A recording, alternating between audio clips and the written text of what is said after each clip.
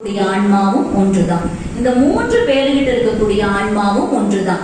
அந்த ஆன்மாவை நீங்கள் என்னிடத்தில் பார்த்திருந்தால் நான் விளைமாது இல்லை, நான் விளைமாது அதாவது மற்றவர்களை மகிழ்விக்கக்கூடிய பெண் அப்படின்னு சொல்லி நீங்க அப்படி அடையாளப்படுத்தப்படாமல் என்னுடைய ஆன்மா, என்னுடைய பரிசுத்தமான ஆன்மாவை நீங்கள் பார்த்திருந்தால் நீங்கள் என்னுடைய நடனத்தை பார்க்க வந்திருக்க மறுக்க மாட்டீர்கள், நீங்கள் வந்திருப்பீர்கள் அப்படின்னு சொல்லி சொல்ற மாதிரி அந்த பாடலினுடைய பொருள். அப்பதான் இறைவனுக்கு தெரியுது. அப்ப எல்லா ஆன்மாவும் ஒன்றுதான். அந்த ஆன்மாவில் நாம் இறைவனை காண வேண்டும். நாம் அந்த பெண்ணை ஏன்னா அவரு நினைச்சு சொன்னது இவ மற்றவர்களை மகிழ்விப்பதற்காக ஆடக்கூடிய பெண். இவளுடைய நடனத்தை பார்த்தா நாம் அந்த வெறுப்புக்கு போய் நம்ம பார்க்கிற மாதிரி ஆயிரம் சொல்லிதான் அவர் அந்த துறவர விதிமுறைகளை மீறக்கூடாது அப்படின்னு சொல்லிதான் என்ன பண்றாரு வந்தார்.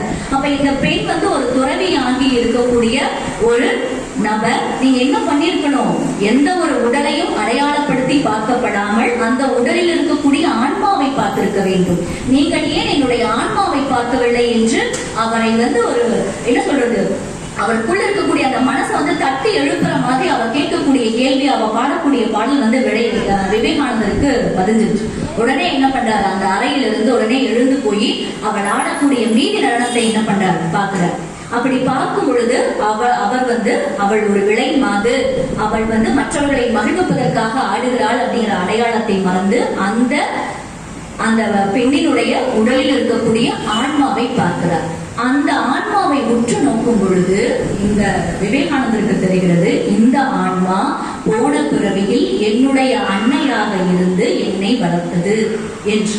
உடனே விவேகானந்தருக்கு இவ்வளவு பெரிய ஒரு விஷயத்த இந்த பெண் சாதாரணமாக நமக்கு கற்பித்து விட்டாள் அப்படின்னு சொல்லி ரொம்ப சந்தோஷப்படுறாரு.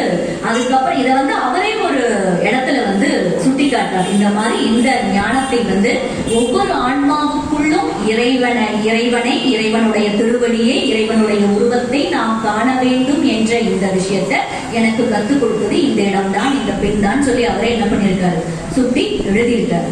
அப்ப இதே இந்த ஞானம் ஒவ்வொரு ஆன்மாவிற்குள்ளும் இறைவனை, இறைவனுடைய திருவடியை, இறைவனுடைய வடிவத்தை பார்க்க வேண்டும் என்ற இந்த அறிவை, இந்த ஞானத்தை விவேகானந்தர் பெற்ற இந்த ஞானத்தை தற்போதைய நிலையில் நாம் அடுத்த தலைமுறைக்கு கூற வேண்டிய இடத்தில் இருக்கிறோம். ஒவ்வொரு ஆன்மாவுக்குள்ளும் நம்ம இறைவனை பார்த்தால் எப்படி இவ்வளவு குற்றங்கள், இவ்வளவு பெண் சார்ந்த பிரச்சனைகள் எப்படி வரும்? வரவே வராது. அந்த உடல் நமக்கு தெரியாது, அந்த ஆன்மா மட்டும்தான் நமக்கு தெரியும். அந்த ஆன்மாவும் இறைவனாக தெரியும், இறைவனுடைய திருவடியாக தெரியும், இறைவனுடைய உருவமாக தெரியும். அவ்வாறு பார்க்கும் பொழுது எப்படி அந்த உடலை நாம் தீங்கான எண்ணத்தில் நோக்குவோம், இல்ல அந்த உடலை எப்படி ஏமாற்ற வேண்டும் என்று நினைப்போம், எப்படி அந்த உடலை குத்தி கொலை செய்ய நினைக்கணும், எவ்வளவோ குற்றங்கள் நீக்கப்படும் இல்லையா? அப்ப ஒவ்வொரு உயிரிலும் அந்த ஆன்மா இருக்கிறது. அந்த ஆன்மா அப்படிங்கிறது ஆன்மாவிற்கு அழிவு, உடலுக்கு மட்டும்தான் அழிவு. அது தன்னுடைய வினைப்பயன்களுக்கு ஏற்ற மாதிரி ஒவ்வொரு உடலிலும் இருந்து அந்த வினைப்பயன்களை நிறைவு செய்து அந்த உடல் அழிந்து விடுகிறது, ஆன்மா சென்றடைகிறது. அப்ப அந்த ஆன்மாவில் இறைவனை பார்க்கும் பொழுது எல்லா குற்றங்களும், எல்லா தேவையற்ற பிரச்சனைகளையும் கண்டிப்பாக நீங்க பெறும் அப்படிங்கிற விஷயத்த நம்ம அடுத்த தலைமுறைக்கு பதிவு செய்தோம். ஆனால் கண்டிப்பாக நம்மளுடைய பாரத நாட்டில் இந்த ஆன்மீக கலாச்சாரத்தில் பாதியளவு வெற்றி பெற்றுவிட்டோம் என்பதை நாம் மாத்தட்டி சொல்லிக் கொள்ளலாம். ஏன்னா இங்க இந்த உலகத்துல இப்போதைய சமூகத்துல நடக்கக்கூடிய அத்தனை பிரச்சனைகளும் பார்த்தீங்கன்னா இந்த நம்ம ஒவ்வொரு உயிருக்குள்ளும் இருக்கக்கூடிய ஆன்மாவை, அந்த ஆன்மா இறைவன் தான், இறைவனுடைய திருவடி தான், இறைவனுடைய வடிவம் தான் என்று நோக்கும் பொழுது கண்டிப்பா எனக்குள்ள இருக்கக்கூடிய ஆன்மாவும் இறைவனுடைய வடிவம், உனக்குள்ள இருக்கக்கூடிய ஆன்மாவும் இறைவனுடைய வடிவம். அப்ப எப்படி நான் உங்களுக்கு கெட்டது நினைப்பேன்? உங்களை எப்படி என்னால ஏமாத்த முடியும்? உங்களை எப்படி எனக்கு கொலை செய்ய முடியும்? உன்னை நான் எப்படி மானபங்கப்படுத்த முடியும்? எதையுமே என்னால செய்ய முடியாது. இந்த விஷயத்தை, இந்த ஆன்மீக கலாச்சாரத்தை அடுத்த தலைமுறைக்கு நாம் கொண்டு சேர்க்க வேண்டும். இதுதான் நம்ம இப்போதைக்கு செய்ய வேண்டிய மிகப்பெரிய ஒரு கடமை. இறைவனுடைய திருவருள், இறைவனுடைய அருள் அப்படிங்கிறது அந்த ஆன்மாவின் மூலமாக நாம் ஒவ்வொரு உயிருக்குள்ளும் பார்க்கும் பொழுது ஆட்டோமேட்டிக்கா நம்ம என்ன பண்றோம், இறைவனை எப்பொழுதும் வணங்கி கொண்டிருக்கிறோம். இறைவனுடைய திருவடியை எப்பொழுதும் சரணாகதி அடைந்து கொண்டிருக்கிறோம். இறைவனுடைய திருவடியை எப்பொழுதும் நினைந்து நினைந்து உள்ளத்தில் அளந்து அளந்து நான் உருகி நான் நினைத்துக் கொண்டே இருக்கும் பொழுது ஒவ்வொரு உயிரிலும் ஒவ்வொரு உருவத்திலும் நான் இறைவனுடைய திருவடியை பார்த்து கொண்டிருக்கும் பொழுது எனக்கு கண்டிப்பாக மோட்சம் கிடைக்கும். எப்படி எனக்கு கிடைக்காம போகும்? அடுத்த பிறகு கண்டிப்பாக எனக்கு இருக்காது. இறைவனுடைய திருவடி அடைந்து நான் மோட்சத்தை முக்தியை அடைந்து விடுவேன். அப்போ பாதம், இறைவனுடைய பாதத்தை நாம் முழு மனதோடு ஒருநிலை தன்மையோடு முழு மனதோடு சரணாகதி அடைந்தால் கண்டிப்பாக நமக்கு முக்தியானது மோட்சமானது இறைவனுடைய திருவடி பேராக நமக்கு கிடைக்கும். அந்த சரணாகதி அப்படிங்கிறது எவ்வளவு ஒருநிலைத்தன்மையோடு நாம் இறைவனை அடைகிறோம் என்பதில் இருக்கிறது. நாம முன்னாடி போய் நின்றுட்டு என்ன பண்ணிட்டு இருக்க கூடாது. அச்சோ, நான் வண்டி நிறுத்திட்டு வந்திருக்கிறேன், வண்டியில சாவி விட்டுட்டு வந்தனா இல்லையா, அச்சோ அந்த சாவி எடுக்காம வந்துட்டேனே, இன்னைக்கு நான் போய் என்ன சமைக்கணும், வீட்டுல இவங்க எல்லாம் வச்சிருக்கிறாங்களே, நான் போய் இதெல்லாம் பழிவாங்க, அதெல்லாம் எதுவும் இருக்கக்கூடாது. முன்னாடி இருக்கும் பொழுது நான் என்ற ஆணவம் இல்லாமல் முழுக்க முழுக்க என்னுடைய அனைத்தும் உனக்காகவே, நான் உனக்காகவே, உனக்குள் ஐக்கியமாவதற்காகவே என்று நினைத்து அந்த சரணாகதி அடையக்கூடிய அந்த விகிதம் இருக்கு இல்லைங்களா, அந்த விகிதம் அதிகமாகும் பொழுது உங்களுக்கு கிடைக்கக்கூடிய திருவடி பேரும் திருவடி பெருமையும் கண்டிப்பாக அதிகமாகும். நீங்க 5% சரணாகதி அடைஞ்சிருந்தீங்கன்னா 5% பலன் உங்களுக்கு கிடைக்கும். நீங்கள் 100% இறைவன் முழுக்க முழுக்க நினைந்து கசிந்து உருகி நீங்க சரணாகதி அடைந்திருந்தீங்கன்னா முழு பலனும் உங்களுக்கு கிடைக்கும். ஆகவே இறைவனுடைய பாதங்களை பணிவோம், பலனை பெறுவோம் என்று கூறி வாய்ப்பளித்த அனைத்து நல்லுள்ளங்களுக்கும் நன்றி கூறி விடைபெறுகின்றேன். நன்றி, வணக்கம்.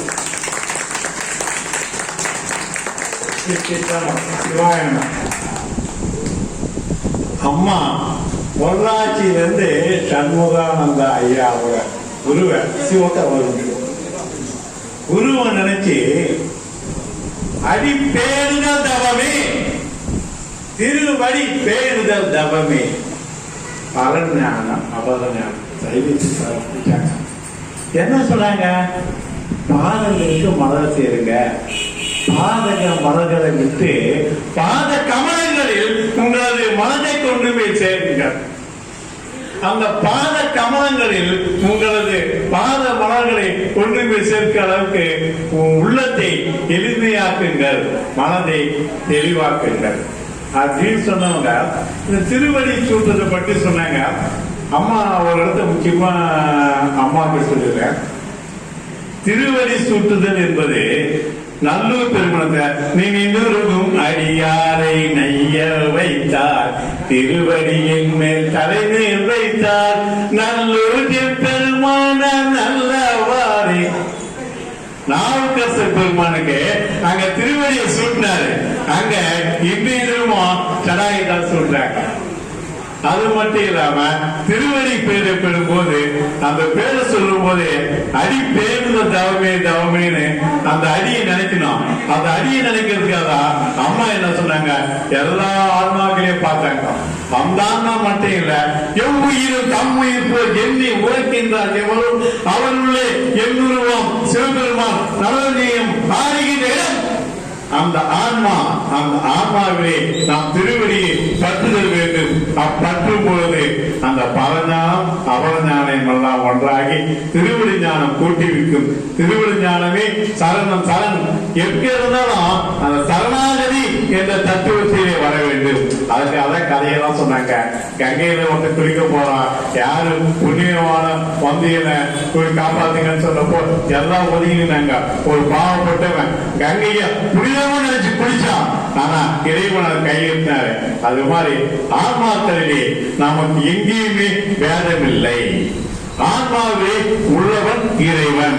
இறைவன் எந்த ஆன்மாவிலே பிரிச்சு காட்டிட்டா இதுதான் ஆண் இதுதான் பெண் என்று யாரையும் பிரித்து பார்க்க முடியாது. அந்த அளவிலே ஆன்ம போதத்தையும் சிவஞானத்தையும் அழகாக திருஞான சம்பந்தம் சொன்ன சிவஞான போதத்தையும் அருமையா சொல்லி கொடுத்தாங்க. மிக்க நன்றி சிவா. பாதம் தொட்டீர்கள் பலனை பெறுவீர்கள் என்று அருமையா சொல்லியிருக்காங்க. மிக்க நன்றி. சிவாய நம. அம்மையாருக்கு அதனால கலவரம் கொடுத்து அம்மையாருக்கு சான்றிதழை ஐயாவுக்கு கேட்டுக்கொள்கிறேன்.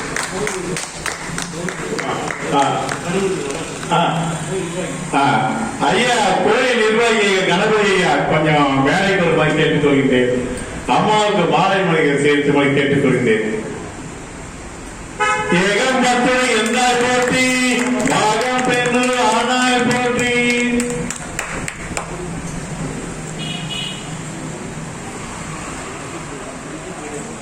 சரி சரிங்க. அடுத்தது நிர்வாகி மத்திய ட்ரேடர்ஸ் குணசேகரன் ஐயா அவர்கள் சான்றிதழ் வழங்குமாறு கேட்டுக் கொள்கின்றேன். அடுத்தது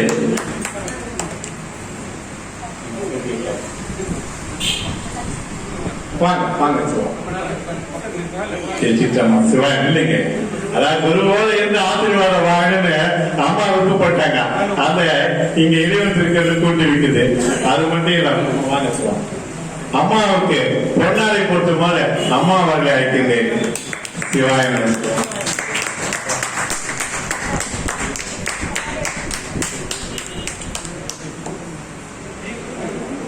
அடுத்து சைவ மங்கையரசு சார்பாக அம்மா சொன்னாங்க இல்லையா, அவர் குரு மூலியமாவே சிக்ஷன் கொடுக்கலாமே. ஐயா இந்தாங்க ஐயா. தென்னாதிரை சிவனே போற்றி, தென்னாட்டவர்க்கு இறைவா போற்றி. அருமையான சொற்பொழிவு. இதெல்லாம் பார்த்தோமே, நம்ம கண்ணு குளிர்ச்சியா பார்த்தோம்னாவா. அடுத்து வாங்க நம்ம நாட்டியத்தை பார்ப்போம். குழந்தை ரொம்ப நேரமா காத்துட்டு இருக்கா. அம்மா நீங்க மாமா இந்த நாட்டியத்தை தாருங்கம்மா, கண்களுக்கு குளிர்ச்சியா தாருங்கம்மா. வாங்க. சிவாய நம சிவாய நம சிவாய நம.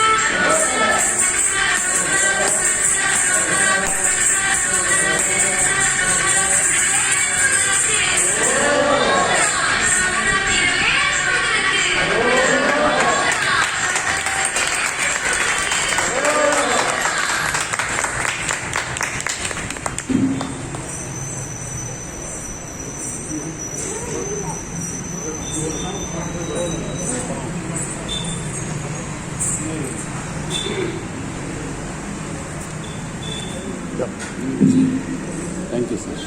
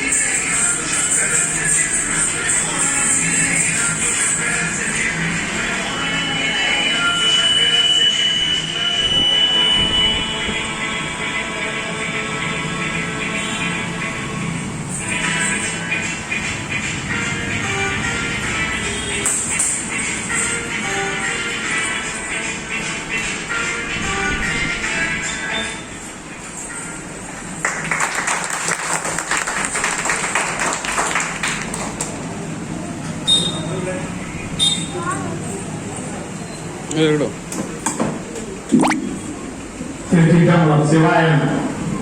இன்றைய தினம் கார்த்திகை சோமவாரத்தின் 3வது நாள்.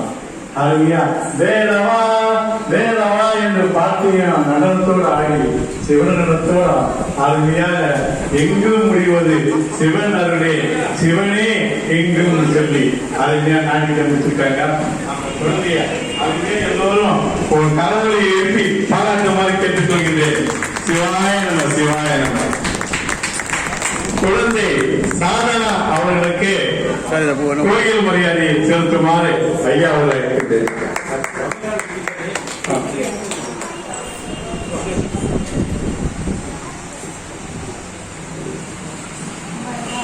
ஏகம்பத்துரை எந்தாய் போற்றி பாகம் பெண்ணொரு ஆனாய் போற்றி ஆரூரமண்ட அரசியல் போற்றி சீலா திருவையா போற்றி அண்ணாமலைய மன்னா போற்றி கண்ணால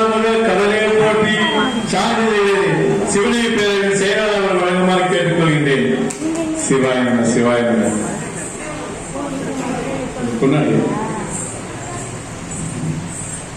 பொன்னாடிய சிவனைய பேரவையின் தலைவர் அவர் பொருத்தமாக கேட்டுக் கொள்கின்றேன். எல்லாருடைய சிவனை போற்றி, எல்லாட்டவர்க்கும் இறைவா போற்றி. அடுத்து சைவ மங்கேற்கரசின் சார்பாக சிவனைய பேரவை பொருளாளர் புள்ளிதவர் கேட்டுக் கொள்கின்றேன். சிவாய நம சிவாய நம. அது மூன்றாவது நிகழ்ச்சி முடிந்தது. அதே மாதிரி அடுத்த வாரம் 4வது வாரம் உள்ளது. அதே மாதிரி எல்லோ அடிய பெருமக்கள் வருமாறு அனைவருக்கும் நன்றியை கூறி ஆலய நிர்வாகிகளுக்கு, குருக்களுக்கு, பதிவுத்துறை மன்றத்துக்கு, சிவனை பேரவைக்கு, சைவ மங்கையர்கரசி அனைத்து அடியா பெருமக்களுக்கும் வணக்கத்தை கூறி பெருமாள் திருவிழா ஆயிரே தரத்தோர் வாழ்க, அறுமுகம் வாழ்க, வெப்பை கூரிசை தனிவேல் வாழ்க, குக்குடம் வாழ்க, செவ்வே ஏரிய மஞ்சை வாழ்க, யானை தன்னனகு வாழ்க, மாறிலா வள்ளி வாழ்க, வாழ்க சீரடியாரெல்லாம், வாழ்க சீரடியாரெல்லாம். வாழ்வியில் வராது பெய்க, மலைவனம் சுரக்க, மன்னன் தோன்மலை அரசு செய்க, குறைகளால் நீங்கள் வாழ்க, நான் மலை அரங்கல் வாங்க, நற்றமம் வேவி மல்க, மேன்மைக்குள் சைவ நீதி விளங்குக உலகமெல்லாம்.